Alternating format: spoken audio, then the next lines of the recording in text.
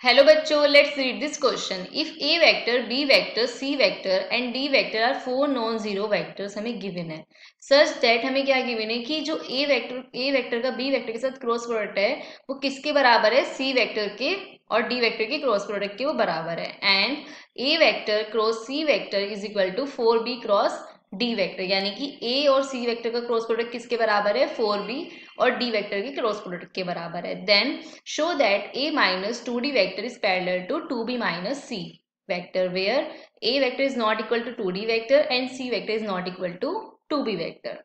सो सबसे पहले हम इस क्वेश्चन से रिलेटेड की कॉन्सेप्ट्स को देख लेते हैं.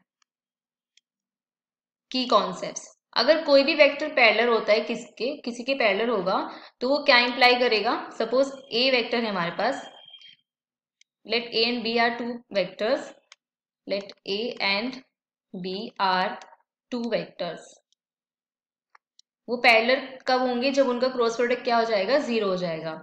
सो a and b are parallel if their cross product is zero.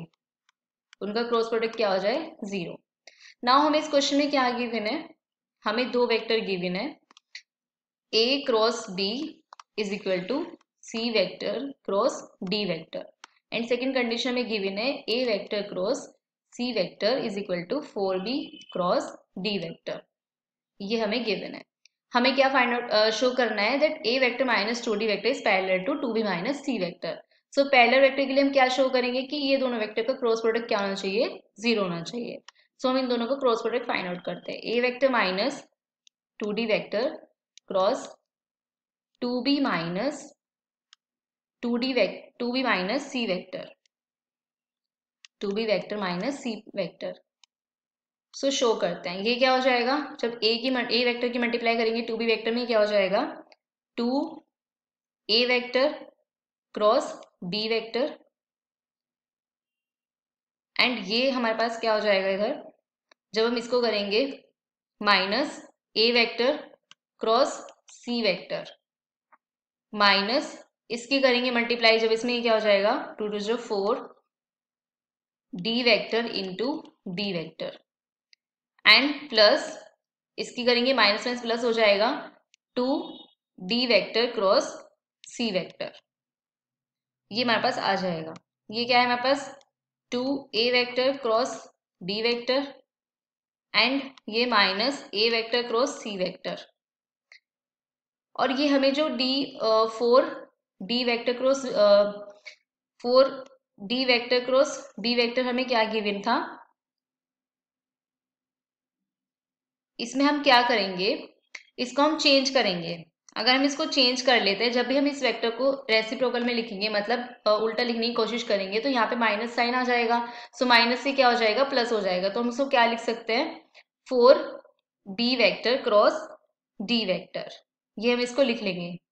अगर हमें जैसे सपोज हमने यहाँ पे क्या किया, अगर हमें d cross vector cross vector को हम चेंज करना है तो हम क्या करेंगे? Minus b cross b vector cross d vector से हम इसको चेंज कर लेंगे, plus 2d vector.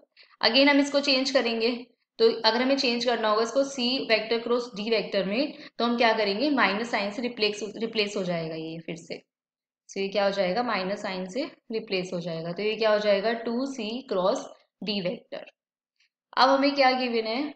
2a cross b vector minus a cross c vector and 4b vector cross d vector की वैल्यू में गिवन है a vector cross c vector. So हम इसको पुट कर देंगे a vector cross c vector, and इसकी value में क्या गिवन है? ये में गिवन है 2c cross d vector. So c cross d vector हमें क्या गिवन है? एक vector cross b vector. So हम इसको रिप्लेस कर देंगे a vector cross b vector. So ये इससे कैंसिल आउट हो जाएगा, इससे कैंसिल आउट हो जाएगा, तो हमें क्या मिल जाएगा? तो यानी कि हमें इन दोनों वेक्टर का जो क्रॉस प्रोडक्ट है क्या मिल गया? वो जीरो मिल गया. सो ये क्या इंप्लाई कर देगा?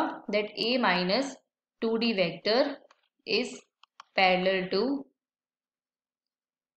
2b vector minus c vector. और यही हमें इस क्वेश्चन में प्रूव करना था. a minus 2d vector is parallel to 2b minus c vector. ये हमें प्रूव करना था. I hope you understood it well. Best of luck.